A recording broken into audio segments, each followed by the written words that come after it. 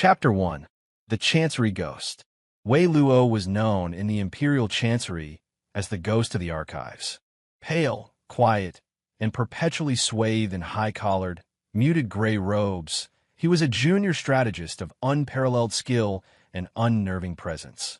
He moved through the marble halls like a shadow, his reports so sharp they could cut the Emperor's enemies without a single soldier being deployed. No one knew he was an Omega. For 12 years, since his first heat at 15 revealed the designation that would have ended his ambitions and made him a political bargaining chip, Wei Luo had suppressed it. He used a complex regimen of rare herbs, rigorous mental discipline, and sheer, unyielding will to smother his nature into silence. His scent was a faint, nondescript hint of old paper and ink, a carefully curated mask. His latest victory was a trade policy that had crippled a rebellious duke's finances. The council was assembled to hear the report. As Wei Luo stood before the long table of alphas and powerful betas, his voice was a calm, uninflected stream of logic. He felt the usual prickling awareness, the weight of predatory gazes that saw only a clever, fragile beta. He was used to it. Then, a new presence entered the chamber. General Zhao Sun, the Wolf of the Northern Pass, had returned to the capital. He swept in, a storm of dark armor and imposing height, the scent of pine forests and cold steel rolling off him in a potent, controlled alpha wave. Counselors stiffened. Wei Luo's carefully suppressed instincts screamed a primal warning. He did not flinch. He kept reading, his fingers tightening imperceptibly on his scroll. Zhao Sun took his seat directly across from Wei Luo. His eyes, the color of weathered iron, settled on the strategist. They did not waver. They saw past the gray robes, the lowered head, the paper and ink scent. They saw the subtle tension in his throat, the faint, almost invisible tremor of a pulse beating too fast. Wei Luo finished and risked a glance up. The general's gaze was not one of hunger or conquest. It was one of recognition. A deep, unsettling understanding that saw the fortress Wei Luo had built and acknowledged its existence without challenging it. The Minister of War, a blustering alpha, scoffed at a point about border logistics. What would a scribe know of supply lines? He jeered. Before Wei Luo could formulate his ice-cold rebuttal, Zhao Sun spoke. His voice was a low rumble that vibrated in the stone chamber. The scribe, minister, outlined a flaw in your own garrison's reports that left 300 of my men without winter coats last year. I suggest you listen. The minister paled and sat down. Zhao Sun did not look at Wei Luo again, but a barrier had been erected, an unspoken shield. Later, as a bitter winter draft snaked through the colonnade, Wei Luo gathered his scrolls, his slender fingers going white with cold. A heavy, warm weight settled on his shoulders. A commander's cloak, lined with gray wolf fur, smelling powerfully of pine and snow. He froze. Zhao Sun walked past him without breaking stride, speaking to an aide as if he'd done nothing at all. The cloak was an offer of warmth, not a claim. The distinction was everything. Wei Luo stood alone in the colonnade, engulfed in the alpha's scent, feeling more seen and more protected than he had in his entire life, and utterly terrified. Chapter 2. The Unasked for Protection. The cloak became a routine. Zhao Sun never handed it to him. He would simply leave it draped over Wei Luo's usual chair in the strategy room, or on a bench in the courtyard where Wei Luo took his solitary noon respite. It was always there before the chill could set in. Wei Luo never thanked him aloud. To acknowledge, it was to acknowledge the awareness behind it. But he wore it. Their interactions were a study in silent language. Zhao Sun would leave a relevant military dispatch accidentally among Wei Luo's paperwork. Wei Luo would misplace a strategic analysis where the general would find it. They began to work in tandem, their minds aligning on troop movements and diplomatic solutions with eerie synergy. The court whispered, the ghost and the wolf. An odd alliance. Wei Luo's suppressants were becoming less effective. The constant low-grade stress of the court, the unprecedented proximity to a powerful, perceptive alpha whose presence was a constant, quiet challenge to his control, it was eroding his careful walls. He increased his herbal doses, the bitter tea making him nauseous but clear-headed. One evening, working late in the archives, the wave hit him. Not a heat. He would die before he let that happen. But a sudden, dizzying weakness, a flush of fever betraying slickness. His scent control slipped. For one horrific second, the clean, subtle scent of winter plum blossom, his true omega scent, bled into the air, mingling with dust and old parchment. He slammed his mental walls down, gasping, clutching the table. The door to the archive opened.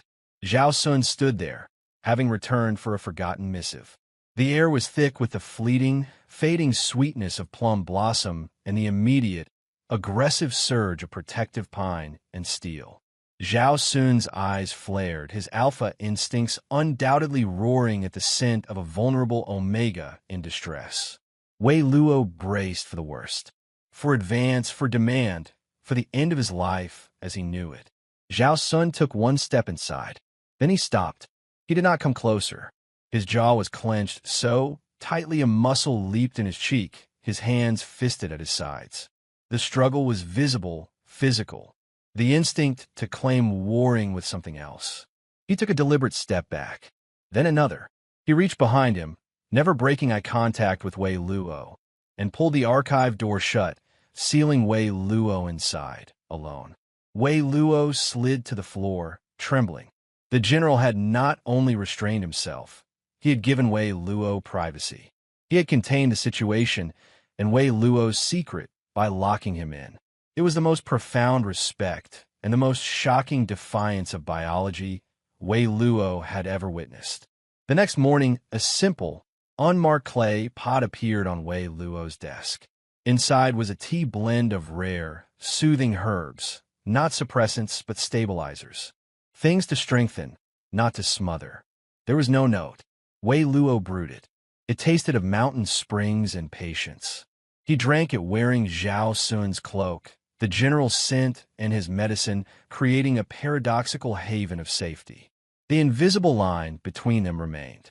But on either side of it, a silent understanding was growing, root by deliberate root. Chapter 3. The Gathering Storm. The political storm broke with the suddenness of summer lightning. The ambitious Prince Kai, backed by a cabal of disgruntled southern lords, launched his coup. It was not a noisy battle at the gates, but a silent, vicious knife fight in the palace's heart. Loyal guard were poisoned. Key ministers were seized in their beds. The shrieks and clash of steel finally echoed through the hall of celestial harmony at midnight. Wei Luo was in the strategy office, burning sensitive documents, his heart a frantic drum. His planning had anticipated many of Prince Kai's moves, but the speed and brutality were shocking. The palace was being severed from the loyal garrison outside the city walls. They were on an island of treachery. The door burst open. Zhao Sun stood there, armor blood-spattered, his scent a raging storm of pine and iron and battle fury. In that moment, he was every inch the primal alpha, a conqueror of realms. His iron eyes found Wei Luo. With me. Now. It was not a request. Wei Luo didn't hesitate. To stay was death or worse. He fell in step behind the general, who moved like a force of nature through the chaotic halls, cutting down any of Prince Kai's men who barred their way. Wei Luo, who had never held a sword, followed in the space cleared by Zhao Sun's violence, shielded by the very bloodshed he abhorred. Zhao Sun didn't take them to the barracks or the main gates. He took them to the one place no one would think to secure, the ancient, disused royal observatory, a tower of mathematics and stargazing, high and isolated. He barred the heavy oak door, then a second, inner iron door. The room was circular, cold, and lined with books and astronomical instruments. The only sounds were their ragged breathing and the distant chaos below. And then Wei Luo's body betrayed him utterly. The adrenaline, the terror, the overwhelming, pervasive scent of a battle-ready alpha protecting him. It shattered his fragile control. A full, violent preheat wave crashed over him. He cried out, falling against a chart table as a searing cramp doubled him over. His scent broke free in a desperate, sweet torrent. winter plum blossoms in a hot, sudden thaw. The effect on Zhao Sun was instantaneous and terrifying. A deafening alpha growl ripped from his throat, echoing in the stone tower. His eyes burned with feral gold. He took one step forward, his entire body vibrating with the imperative to claim, soothe, protect, possess. Wei Luo looked up through a haze of pain and fear, met those blazing eyes, and whispered one word, not as a strategist, but as the Omega he was, please. Zhao Sun stopped as if he'd hit a wall. He shuddered violently. He turned and drove his fist into the stone wall with a sickening crack. Then again, pain to fight the instinct. He turned his back on Wei Luo, his broad shoulders heaving. The corner, he gritted out, his voice ragged with strain. Take the far corner. Do not speak. Do not move if you can help it. It was an order, a lifeline. Wei Luo crawled to the designated corner, curling into himself, shaking with the physiological tempest. Zhao Sun remained at the door, back turned, a statue of tension. He did not approach. He did not look. He stood guard between Wei Luo and the world, and between his own nature and the vulnerable Omega behind him. The night stretched, an eternity of silent agony and monumental restraint. The only thing louder than Wei Luo's soft, pained whimpers was the sound of Zhao Sun's controlled, ragged breathing and the occasional, sharp crack of his knuckles as he clenched and re-clenched his injured hand. In that tower, amidst the scent of plum blossoms and pain, pine and blood, a new bond was forged. Not one of teeth and claiming, but of choice and sacrifice. The wolf chose to guard the ghost, even from himself. Chapter 4. The Dawn After. The first gray light of dawn crept into the observatory. The cramps had subsided to a dull, manageable ache. The overwhelming scent had receded, brought back under Wei Luo's iron will, though the air still hummed with its memory. Zhao Sun had not moved from his post at the door. His knuckles were raw and bloody. The tension in his frame was still palpable, but the feral gold had faded from his eyes, leaving only exhausted, grim iron. Wei Luo uncurled himself, his robes damp with sweat. He felt shattered, exposed, but alive. Alive because of the man whose back was still to him. "General," he said, his voice hoarse from disuse and suppressed cries. Zhao Sun's head tilted slightly, but he did not turn. Is it past? The wave is. The danger remains. He meant the coup, but the double meaning hung between them. Finally, Zhao Sun turned. He looked exhausted, haunted. His gaze swept over Wei Luo, a clinical assessment. Can you walk? Yes. The coup is failing, Zhao Sun said flatly. My lieutenants outside the walls received my signal. They've retaken the main gates. Prince Kai is cornered in the eastern pavilions. He delivered the report as if reading a dispatch. Your analysis of his supply lines was correct. His men had only a day's rations. They broke at dawn. Wei Luo absorbed this. Their work, his strategy, Zhao Sun's force had held. What now? Now, Zhao Sun said, walking to a small basin of water left by some long-ago astronomer. He gingerly washed his bloody hand. Now, you will wait here until I send a man I trust, a beta, to escort you to your quarters. You will report that you hid in the archives during the fighting. You were never here. I never found you. And you? Wei Luo asked, watching him. I will go and finish this. Zhao Sun's tone was final. He finished cleaning his hand, then shrugged off his outer cloak, the one he'd worn in battle, stained and smelling of smoke and blood. He walked over and placed it, not on Wei Luo, but beside him on the floor. Then he retrieved his older, cleaner cloak from where it had been discarded in the night, the one that smelled purely of pine and steel, and laid it over Wei Luo's shoulders. The silent exchange was profound. I give you my protection, not my violence. He walked to the door, unbarred it, and paused. Without looking back, he said the tea. Increase the dosage of the silver leaf vine. It will steady your nerves without the side effects of the foxglove you're using. Then he was gone, the iron door closing with a soft, definitive click. He knew Wei Luo's entire regiment. He had likely known for weeks. Wei Luo sat in the silence, wrapped in the general's scent, stunned. Zhao Sun had fought a battle on two fronts last night, against the traitors and against his own soul. He had emerged victorious from both, and his first act at dawn was to protect Wei Luo's secret with meticulous care. When the Beta Guardsmen arrived, silent and respectful, Wei Luo followed him through the scarred palace. He saw the evidence of Zhao Sun's finishing, efficient, clean, and over. Prince Kai was in chains. In his own chambers, Wei Luo poured the last of the gifted herbal tea. As he drank, a sealed note was delivered. Not from Zhao Sun. It was from the emperor's own secretary. In recognition of loyal service during the insurrection, strategist Wei Luo is promoted to senior advisor to the Imperial Military Council. His first liaison, General Zhao Sun. It was a promotion born of necessity, wrapping their necessary collaboration in the cloak of imperial decree. It was also a cage of guilt. They would now be forced into daily, official contact. Wei Luo set down the cup. Fear was there, cold and familiar. But beneath it, something else stirred. A treacherous, warm filament of something that felt like anticipation. The game had changed. The wolf had been given official leave to stand by the ghost's side. And the ghost, for the first time, wondered if he wanted to remain a phantom. Chapter 5. The Gilded Cage. The promotion was a prison of honor. As senior advisor to the Imperial Military Council, Wei Luo was given an office adjacent to Zhao Sun's in the Strategic Command Wing. Their doors, by decree, were to remain open unless discussing matters of supreme secrecy. They were to take meals together with other officers, review troop deployment side by side, and present a unified front to the court. It was a special kind of torture. Proximity to Zhao Sun was now a constant, official requirement. Wei Luo's suppressants worked overtime.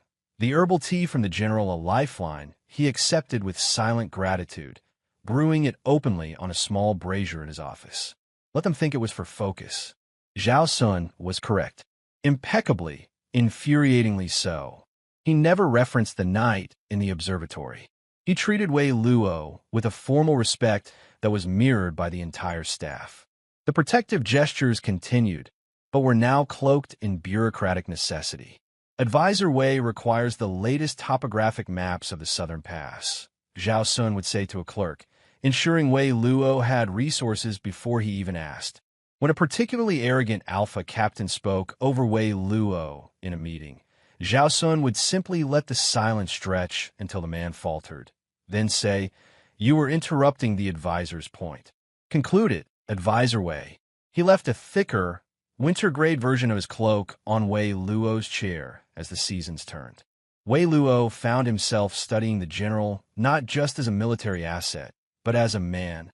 He saw the careful way Zhao Sun modulated his alpha presence in enclosed spaces, dialing it down to a non-threatening hum. He noticed the general's preference for logic over bluster, his surprising patience with young, nervous officers.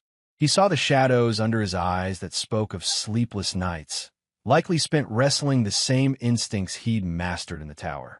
One afternoon, working late on a supply chain model, Wei Luo's headache spiked, a side effect of his herbs. He pressed his fingers to his temple, eyes closed. The ginger root should be sliced, not ground. Wei Luo's eyes flew open. Zhao Sun stood in the connecting doorway, holding two reports. He wasn't looking at Wei Luo, but at the teapot. For the tea, Zhao Sun clarified, his tone clinical. Sliced root steeps slower, mitigates the nausea without losing potency. He placed the reports on the desk. The figures from the quartermaster. When you're able. He left. Wei Luo stared after him, a flush that had nothing to do with fever warming his skin. Zhao Sun wasn't just giving him medicine.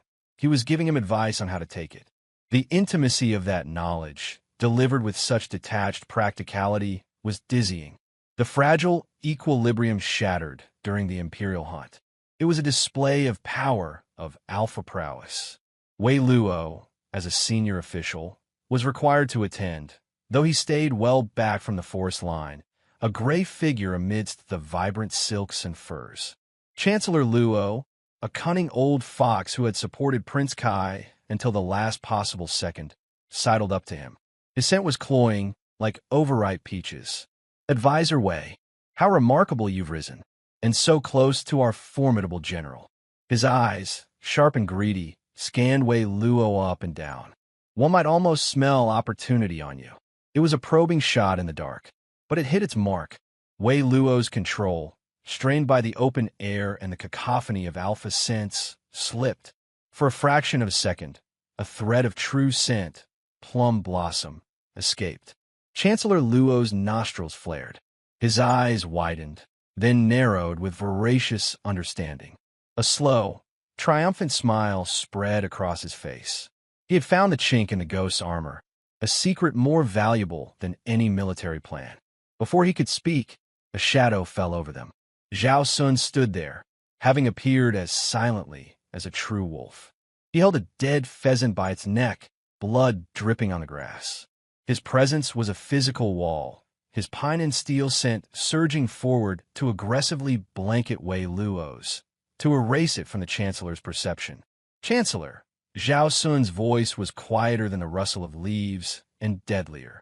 The Emperor requests your opinion on the new tax edicts. He is at the royal tent. Now, it was a blatant dismissal. Chancellor Luo, though seething, bowed and scurried away, casting one last, glittering look at Wei Luo. Zhao Sun did not look at Wei Luo. He stared after the Chancellor, his expression the calm before slaughter. "The hunt is over for you," he said. "My lieutenant will escort you back to the palace. You are unwell." It was not a suggestion. Wei Luo, his heart a trap bird, nodded. As he turned to leave, Zhao Sun's hand shot out, not to touch him, but to grasp the pheasant's neck tighter. The blood flow increased, its metallic scent joining his own. A brutal, primal distraction. Wei Luo, Zhao Sun said, the first time he'd used his name since the tower. "Lock your door tonight." The enemy was no longer at the gates. He was in the council chamber. And he knew. Chapter 6. The Bargain. Chancellor Luo moved with the speed of a striking serpent. Within days, the whispers began, not loud, but insidious, slithering through the court's gilded halls. The ghost is too pale, too delicate for a beta. How does he command the general's favor without a drop of alpha blood? A clever Omega could be a powerful tool, or a devastating weakness. Wei Luo felt the eyes on him, speculative and hungry. His promotion now seemed like a prelude to a different kind of offering. He increased his herbal doses until his hands shook. The sanctuary of his work was poisoned. Zhao Sun's response was to double the overt protectiveness, making it a public performance. He became Wei Luo's shadow, his presence at Wei Luo's shoulder a constant, growling deterrent. But it was a stopgap. It only fueled the rumors. The wolf is possessive of his find. The crisis broke in the Imperial Council. Chancellor Luo, feigning concern, addressed the Emperor. "Your Majesty, the stability of the military council is paramount. Certain personal conditions of its members could lead to vulnerabilities, distractions. Perhaps Senior Advisor Wei would be more suited to a less strenuous post. The historical archives, perhaps? For his health." It was a graceful annihilation, a demand to cage the ghost permanently, framed as mercy. Wei Luo stood, frozen, the walls of his world closing in. All his work, his mind, his very self, reduced to a personal condition. Before he could form a rebuttal, Zhao Sun stood. His voice did not rise. It cut through the chamber like a glacier calving. Chancellor Luo questions the stability of the man whose strategy secured the southern border and broke the late rebellion. He questions the judgment of the Emperor who promoted him. And he questions my ability to command alongside a strategist of proven, unparalleled worth. He turned his iron gaze on the Chancellor. This sounds like the distraction, not Advisor Wei's health. The Emperor, tired and pragmatic, looked between them. "The point is taken, General, but the Chancellor's concern for protocol is noted. The Council's integrity must be beyond reproach." It was a draw, a deadly one. Wei Luo was left hanging in the balance. That night, a single, heavy knock sounded on Wei Luo's chamber door. He opened it to find Zhao Sun still in full formal attire. Without a word, The general stepped inside and closed the door. The space, which had always felt too large, suddenly felt far too small. "He will not stop," Zhao Sun stated.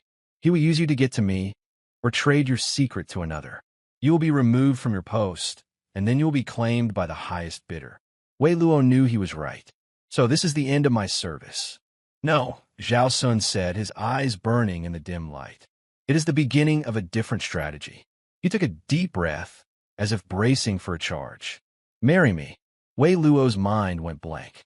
"What?" "A marriage alliance," Zhao Sun clarified, his words rapid, strategic. "As my legal spouse, your position is unassailable. Your status merges with mine. To challenge you is to challenge a general of the Northern Pass, a member of the Zhao clan. Your secrets become our secrets, protected by military and familial privilege. Is the only legal fortress strong enough?" Wei Luo stared at him. It was a cold, brilliant tactical move. A marriage of pure convenience. The ultimate shield. "And what do you gain from this fortress?" he whispered. Zhao Sun was silent for a long moment. "I gain," he said finally, each word weighted, "the continued service of the finest strategic mind in the empire. I gain an end to the court's speculation about my interest in you. I gain a partner who does not flinch from truth." He met Wei Luo's eyes. "And you would gain my vow, as sworn on my ancestral blade. The marriage will be in name and protection only. Your autonomy, your body, your will, they remain yours. No claim, no expectation, ever." The promise hung in the air, more shocking than the proposal itself. In a world where alphas owned their omegas by law and custom, Zhao Sun was offering a contract of pure, sterile defense. He was building Wei Luo a castle and promising to never set foot inside the keep. Wei Luo's heart hammered against his ribs. It was the logical move, the only move. Yet, the thought of being bound to Zhao Sun, even in this artificial way, sent a tremor through him that was not entirely fear. It was the terrifying echo of the trust built in a bloody tower, the warmth of a cloak in winter, the quiet advice on tea. "Why?" The question escaped him again, the same one from the archives. "Why go to such lengths?" Zhao Sun took a step closer. The scent of pine and steel was not a threat. It was an anchor. Because the world wishes to reduce you to your biology, to make you a prize or a prisoner. I have seen your mind. I have seen your strength. It is a crime I will not permit. His voice dropped. "Let them call you mine if they must. In truth, Wei Luo, I am simply asking to stand with you." It was not a confession of love. It was something perhaps rarer, a confession of profound, unwavering respect, a choice to defy the very order of their world. Wei Luo looked at the alpha who had chosen restraint in a tower, who offered a shield instead of a chain. He thought of the archives, the cold colonnade, the bloody pheasant. He thought of a future of fear versus a future of formidable, if strange, alliance. He drew a shaking breath. "Why?" "Yes." Chapter 7. The Silent Wedding. The wedding was a state function, devoid of joy, rich with implication. It was held in the Grand Temple, with the emperor himself presiding. Wei Luo wore layers of formal silver and gray, high-collared and severe. Zhao Sun stood beside him in his general's regalia, a statue of martial solemnity. They exchanged the ceremonial jade cups, their fingers not touching. They bowed to the ancestors, to the emperor, to each other. When the officiant pronounced them bound, the expected surge of alpha sent to cement the claim never came. Zhao Sun's presence remained as it always was, controlled, steady, a guarded wall. The court watched, buzzing with confused speculation. Where was the triumph? The possession? The Chancellor Luo looked on, his smile strained. His weapon, the secret of Wei Luo's designation, had been rendered inert, sealed within a union too powerful to casually challenge. The wedding feast was a torturous parade of well wishes and veiled probes.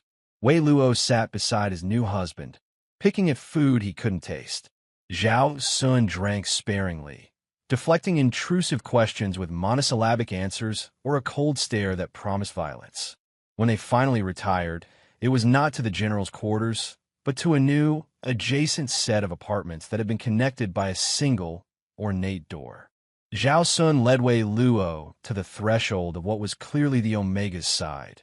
Softer, filled with books and maps, a scholar's haven. Zhao Sun stopped at the door. "This is yours. The door has a lock on your side. My quarters are through there." He gestured to another door on the far wall of the sitting room. "It will remain locked from my side, unless there is an emergency. You have your autonomy, as sworn." He then did something extraordinary. He reached up and unclasped the heavy general's cloak from his own shoulders, the symbol of his rank and power. He did not offer it. He placed it carefully over the back of a chair in the shared sitting room, a territory between them. "A token," he said, his voice rough, "for this space, so it smells of alliance." Then he turned and walked to his own door. He paused, back still turned. "Rest well, Advisor Wei." The door closed softly behind him. Wei Luo heard the distinct sound of a key turning in the lock. From Zhao Sun's side, the reality of the bargain settled over him. He was married. He was safe. He was utterly, completely alone in a room that smelled of pine and steel and a promise that felt, in that moment, like the most devastating form of loneliness. He walked to the general's cloak, his fingers brushing the rich, dark wool. He expected to feel like a fraud, a captive in a gilded cell. Instead, he felt a surge of something else. A fierce, defiant pride. Zhao Sun had built him a fortress with a drawbridge he alone controlled. He had been given not a cage, but a citadel. Weeks passed. They settled into a bizarre, peaceful routine. They took breakfast together in the sitting room, discussing court affairs and military logistics with the same focused synergy as before. They went to their separate offices, worked, returned. Sometimes they worked late in the sitting room, scrolls spread between them, the only sound the scratch of brushes and the crackle of the fire. The cloak remained on the chair. Wei Luo found himself, on difficult nights, wrapping it around his shoulders as he worked. The scent was no longer just protection. It was familiarity. It was the scent of quiet conversation, of shared glances across the council table, of safety. One such night, a violent storm rattled the palace windows. Wei Luo, plagued by an old ache from his suppression regimen, sat huddled in the cloak, trying to concentrate. A particularly loud crack of thunder made him jump, a small, pained gasp escaping him. The connecting door opened. Zhao Sun stood there, dressed in simple sleeping robes, hair loose. He looked younger, softer, and utterly alert. His eyes went immediately to Wei Luo's face, seeing the pain he tried to hide. Without a word, Zhao Sun went to the brazier, prepared Wei Luo's herbal tea with precise, practiced movements, sliced ginger root and all, and brought it to him. He placed it on the table, then retreated to the opposite chair, picking up a report to read. He did not ask what was wrong. He did not offer comfort. He simply stayed, a silent, solid presence across the room, guarding him through the storm as he had once guarded him through a night of terror. Wei Luo sipped the tea, the warmth spreading through him. He watched Zhao Sun read, the firelight dancing on the sharp planes of his face. The ache subsided, not from the herbs, but from a profound, terrifying realization. The fortress walls were still there, but within them something was growing. Something that had nothing to do with convenience and everything to do with the silent, chosen space between two chairs in a shared room. Chapter 8. The Choice, Not the Instinct. The final threat came from beyond the border. A barbarian warlord, hearing of internal strife and a soft Omega, influencing the Empire's great wolf general, saw weakness. He massed his forces and sent a derisive message. He would take the Empire's fragrant treasure as a war prize. The court was thrown into panic. Chancellor Luo seized his chance. The alliance has made us look weak. The general's attachment clouds his judgment. Perhaps the advisor should be sent to a secure temple for the duration of the conflict. For his own safety, of course. It was the old ploy, now with the fuel of a foreign threat. The emperor, under pressure, looked weary. "General Zhao, the threat is to your household." Zhao Sun stood. The air in the throne room grew heavy with his unleashed presence, not of anger, but of absolute, unshakable authority. The threat, he said, his voice echoing, is to the Empire, and it will be met by the Empire's general and its senior military advisor. Together, he turned his gaze on the Chancellor, and it was final. My spouse's place is at the strategy table, not in a temple. The next person to suggest otherwise questions my loyalty and my capability. I will answer that question with steel. The challenge was absolute. The court held its breath. Later, in the War Council, Zhao Sun and Wei Luo were a machine. Wei Luo devised a strategy that used the warlord's contempt against him. A feigned retreat, a split of their forces through a narrow pass the barbarians would see as a trap for a weaker mind. It was ruthless, elegant, and risky. The fainting force will be exposed, a senior general argued. They will bear the brunt of the attack. Who will lead it? I will, Zhao Sun said. A murmur rose. The general leading the bait? It was unheard of. It must be you, Wei Luo said softly, only to Zhao Sun, in the private language they developed. Only your presence will make the bait credible enough to draw their full fury. Zhao Sun nodded. He understood the gamble. He was placing himself in the jaws of the beast, trusting Wei Luo's plan to snap the trap shut from afar. On the eve of the battle, in their sitting room, the tension was a live thing. Wei Luo finalized the deployment orders, his hand steady. Zhao Sun polished his sword. The left flank timing is critical, Wei Luo said, not looking up. If Colonel Feng is even a quarter-hour late. He will not be late, Zhao Sun said. I spoke with him. He understands what you built. They all do. Wei Luo finally looked up. Zhao Sun was watching him, his iron eyes soft in the lamplight.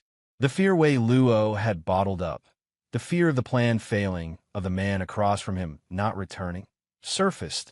What if I miscalculated? The whisper was torn from him. Zhao Sun set his sword down. He walked over and knelt before Wei Luo's chair, putting them at eye level. He did not touch him. Then we will have miscalculated together, as partners. He searched Wei Luo's face. You have given me your strategy, Wei Luo. Your trust. That is all I have ever required. The words hung between them, stripping away the last pretense of a marriage of convenience. This was partnership. This was faith. Zhao Sun rose to leave for the front. At the door, he stopped. For a long moment, he simply looked at Wei Luo, as if memorizing him. Then, he did something he had never done before. He breached the invisible, chosen space between them. He leaned down and pressed his lips, not to Wei Luo's mouth, but to his forehead. A kiss of benediction, of profound, chosen care. It was over before Wei Luo could process it, a fleeting warmth that seared his skin. Come back with victory, Wei Luo breathed. Come back to you, Zhao Sun corrected softly. Then he was gone. The battle was a masterpiece of orchestrated chaos. Everything Wei Luo predicted came to pass. The warlord took the bait, chasing Zhao Sun's retreating force with reckless hunger, right into the jaws of the hidden troops. The trap sprung perfectly. Wei Luo monitored it all from the command post, a symphony of runners and reports. When the final courier arrived, grinning, shouting, total victory, the warlord is captured, the tent erupted in cheers. Wei Luo did not cheer. He stood, his eyes fixed on the tent flap. Minutes later, it was shoved aside. Zhao Sun entered, armor dented and bloodied, his scent a wild mix of pine, steel, sweat, and triumph. His eyes found Wei Luo instantly. He crossed the tent, the celebrating officers parting for him without a word. He stopped before Wei Luo. The entire command staff fell silent, watching. Zhao Sun did not embrace him. He did not claim him. He simply reached out and, with a tenderness that belied his warrior's hands, straightened a fold of Wei Luo's gray robe that was already perfectly straight. The strategy, he said, his voice raw with exhaustion and something else, something fierce and proud, was flawless. It was the highest praise he could give. In that moment, before the entire court's military elite, he honored not the Omega, but the strategist. He defined Wei Luo by his choice, his mind, his will. Wei Luo looked into the eyes of the Alpha who had shielded him, bargained for him, trusted him with his life and his army. He saw not instinct, not obligation, but a reflection of his own silent, chosen devotion. Later, in the privacy of their sitting room, with the sounds of victory echoing outside, they stood amidst the maps and reports. The general's cloak still lay on the chair. The locked door stood between their chambers. Zhao Sun looked at it, then at Wei Luo. The bargain is fulfilled. You are safe. The threat is over. The lock. He gestured, leaving the sentence unfinished. The choice was Wei Luo's. He was giving him back the drawbridge, even now. Wei Luo looked at the lock, then at the man who had never once asked for anything but his trust. He thought of forehead kisses and straightened robes, of shared silences and roaring storms faced side by side. He walked to the connecting door. He did not unlock it. Instead, he turned to face Zhao Sun. The world, Wei Luo said, his voice clear and sure, tells us what we are. Alpha, Omega, instinct, claim. He took a step forward, then another, closing the space between them, the space they had so carefully maintained. You have shown me, every day, that we are what we choose. He reached out, his hand steady, and placed it over Zhao Sun's heart, feeling the strong, steady beat beneath the armor. I choose this, Wei Luo whispered. I choose you, not because my biology calls for you, but because my soul recognizes yours. For a heartbeat, Zhao Sun was utterly still. Then, a shudder ran through him. The last vestige of control, the final wall built to protect Wei Luo from even himself, crumbled. He wrapped his arms around Wei Luo, pulling him close, burying his face in his hair. His embrace was not one of conquest, but of surrender, to trust, to choice, to love. In a world that reduced them to biology, they had written their own law, not of Alpha and Omega, but of Zhao Sun and Wei Luo. A bond forged in silent choices, defended with unwavering will, and sealed at last with a mutual, breathtaking yes.